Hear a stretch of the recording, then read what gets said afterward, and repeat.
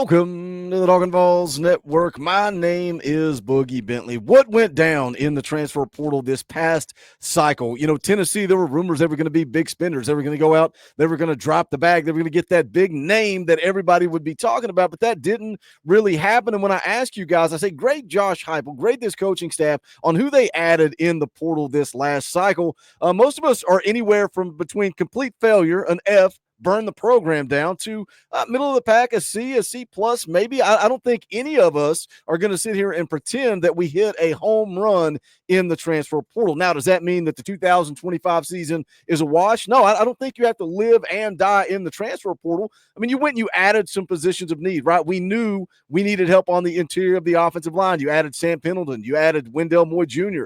You also went and got Star Thomas at running back. I think he's going to be part of the rotation. I think you're going to see Deshaun Bishop. You're going to see Peyton Lewis, and Star Thomas is going to be in the mix there. We did a film breakdown on Star Thomas. If you didn't catch it, go back, give it a watch. Coach Jay, pretty high on Star Thomas, thinks he can do some damage in this offense. And then you also went and added a wide receiver in Amari Jefferson. You look at that wide receiver room for next year, it's a lot of unprovens, right? It's a lot of unknowns. But again, live and die in the portal. I don't think you have to do it, but something that is interesting, what actually went down in the portal? I saw an article over at On3. I want to talk about it, bring some good information to the table, but as always, I need you guys to do that YouTube stuff for me. Smash the thumbs up just down here below the video. It helps the channel. I would appreciate it. If you're new here, welcome.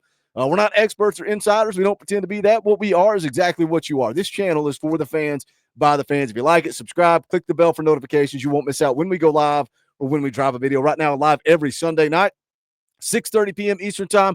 Yes, we'll play EA Sports College Football, but we will hang out and talk all things Tennessee football. Going to be doing a basketball watch party coming up soon, so stay tuned in, dialed in, all that good stuff. But let's take a look at the article. Again, this is over at on3.com. NIL collectives, staffers share top spenders, highest paid transfers, and more. This is from Pete Nakos. The 20-day winter transfer portal window has officially closed, but college football free agency continues to churn. Grad transfers are still entering. The 10-day spring window officially opens in 62 days. Dollars drive the transfer portal, with revenue sharing beginning this summer and booster fueled, easy for me to say, NIL collectives critical in retaining and attracting portal talent. Budgets are north of $20 million. You talk about revenue sharing and the way that NIL and money and paying players, how it's changed the game.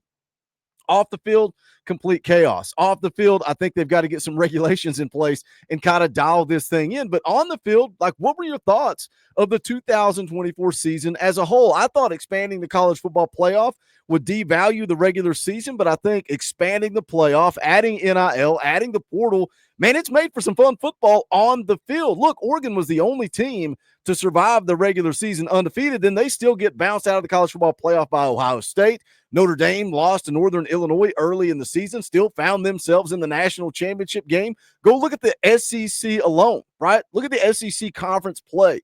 Texas 7-1, Georgia, Tennessee 6-2 in conference play. Then you had 6 teams all lumped together at 5-3. Tennessee beat Alabama. Alabama beat Georgia, but Vanderbilt drops Alabama. Just complete chaos in the SEC, and it felt like you had to watch week in and week out. So right, wrong, or indifferent, you don't like paying players. I think we are truly getting parity in college football. Let's go down and take a look here. Who spent the most money on their transfer portal class?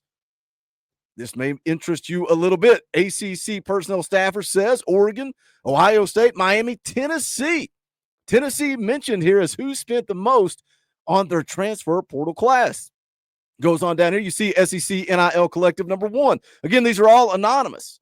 Says traditional big brands like Tennessee, Oregon, and Ohio State. Texas, too, they're going to spend at the top of the market year in and year out. That wasn't news to me because those guys are always going to spend. What was news to me was the next rung of schools that had not been ultra successful and spent a ton of money, like Auburn, Clemson, Florida State, and Texas Tech. So does it surprise you there, hearing that Tennessee was one of the big spenders? And again, if they were one of the big spenders, where did they spend that money, right? Again, look at who we got. Sam Pendleton, Wendell Moore Jr. I don't know what those guys cost. Star Thomas, Amari Jefferson. I think Josh Heupel does a good job balancing his roster through recruiting, but also the transfer portal. Like I said at the top of the video, you can't live and die in the portal, but you also can't live and die on high school recruiting. I think it takes a combination of both. Now, I don't know if these are anonymous quotes here. I don't know if this is counting roster retention in that or if it's just straight spending in the transfer portal. But I think you have to look at roster retention. You have to consider that a piece of the puzzle, right? What happens if we lose Boo Carter? What would everybody be saying about Josh Heupel if Arian Carter entered the transfer portal over money? What if we had lost Mike Matthews? What if Nico packed up and left? What would we be saying about Josh Heupel? So you have to take into account roster retention. You can rattle off the guys that left. How many of those guys are you concerned about? Yeah, there's a couple in there that kind of worry me a little bit when you look at the roster as of now. Squirrel White sure would like to have him for depth, but I think we can possibly upgrade. And I think you also have to look at what you have on this roster. Is Mike Matthews going to be an upgrade? Is Braylon Staley going to be an upgrade? Chris Brazzell, does he take a step? I'll tell you what, guys, I'm excited about the 2025 season, but this article says Tennessee spent the most money on their transfer portal class. Do you believe it? Goes on to say who was the highest paid player in the portal. ACC personnel staffer says Tulane transfer quarterback Darian Mensah. SEC NIL collective number 1 says Lenora Sellers and also Carson Beck was up there too. And then you see it just goes on down the list here. If the Carson Beck rumors are accurate, that would obviously be the one. Carson Beck, whatever he got was very significant, something like $3.5 million.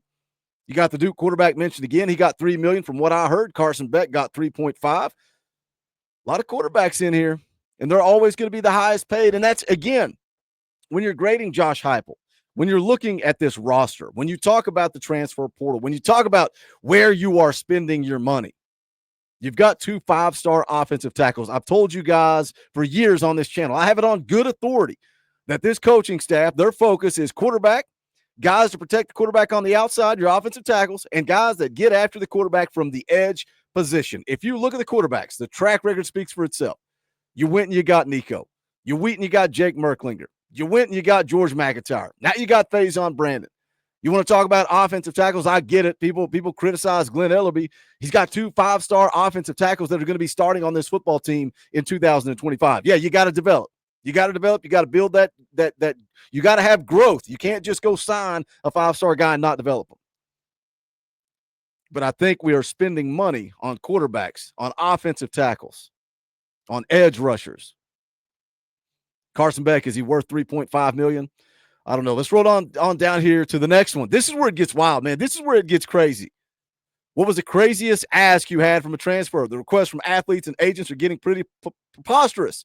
Athletes asking for $100,000 car on top of the deal, asking for a furnished 3-bedroom townhouse. Why don't you pay us $100,000 to cover our taxes too? Private air travel for the family. We had someone ask for $2.8 million, 2 cars for $200,000, living and transportation taken care of. No, we didn't get them. Everybody just asked for cars. Cars grow on trees, apparently. Normally, it is a $50,000 car. My, how things have changed, right? We all know. We all know that teams have been paying college football players for years, for decades at this point. But it used to be a car. It used to be a little money under the table. Now that's the icing on the cake. That's the cherry on top. Yeah, give me my 2.5, 3.5 million, and then I'm going to throw in a couple of cars too. It's out of control. It is completely out of control, and I don't think it's sustainable. I think this is eventually going to fade out. I don't think there's enough money to be spent here. This is the last one I want to take a look at, the last couple of ones. What was the hardest position to retain on your roster? SEC NIL collective number 1, offensive line and linebacker. Quarterback was the most expensive to retain, obviously, but hardest in terms of just trying to fight people off. So, again, look what Tennessee did. Right? You got David Sanders committed, 5-star offensive tackle. You've got Lance Hurd. You added him through the transfer portal, 5-star offensive tackle. You needed interior offensive linemen. You went and got 2 pretty dang good interior offensive linemen that are really good at pass protection. So the hardest position to retain, Tennessee upgraded. 2 5-star offensive tackles. You went to the portal, added some interior guys. Quarterback, you got your guy in Nico Iamaleava. SEC NIL collective number 2, thought lineman got up there higher than previously. Big 12 personnel staffer, offensive line. It doesn't matter if you're good or not. If you play somebody, we'll pay you. Last year, it was $250,000 for a good one. This year, with revenue sharing and NIL, it was a minimum of $400,000 to $750,000 and $1 million for some guys. So maybe we just don't know what we're talking about when we say that Tennessee didn't spend money in the portal when offensive linemen are going higher than we expected, higher than we thought. I think that's an interesting point when we look back and say, what did Tennessee do wrong? What was the hardest position to add to the roster? SEC NIL Collective number 1 says running back. Not so much price, just quantity and quality. Just weren't as many quality backs. SEC NIL Collective number 2. Wide receivers are demanding $1 million now, but that's kind of life right now. So Tennessee needs a wide receiver. You got Amari Jefferson, but you didn't stumble upon that big one, right? You didn't get that home run. A guy that some people were talking about, mentioned here by ACC NIL Collective, wide receiver. You're paying 3 times what a top wide receiver got 2 or 3 years ago. LSU got really good value on the Kentucky wide receiver, Berrien Brown. He got $750,000.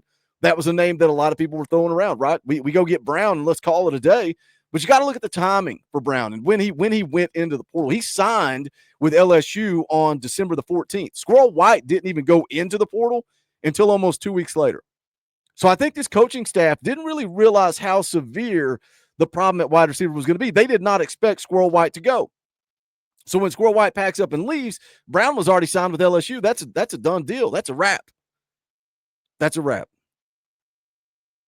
There's some other stuff mentioned in the article, but that was the main things I wanted to talk about. I think it's very interesting. Tennessee mentioned there as one of the big spenders in the portal, and then also seeing, hey, what are the most expensive players? Offensive line, wide receivers, and what was Tennessee's need in the portal? Offensive line, wide receivers. Maybe it's starting to make just a little bit more sense now. What are your thoughts on it? Jump in the comment section. Let's talk about it. As always, smash the thumbs up on the way out the door. I would greatly appreciate it. You can go check out the Talkin VAWLS merchandise at bonfire.com/store/Talkin VAWLS. You can also support this channel by hitting that join button right down there below, right beside subscribe for $1 per month. We appreciate all of you that support this channel. You get a custom Talkin VAWLS emojis, a power T beside your name in the chat, all kinds of fun perks and benefits. Again, the links are in the description to do all of that. But that is going to do it for this one. I thought this was a fun topic. I thought that was a very good article from on3.com. Jump in the comment section. Let's talk about it because this is the Talkin VAWLS Network. My name is Boogie Bentley. Go Big Orange.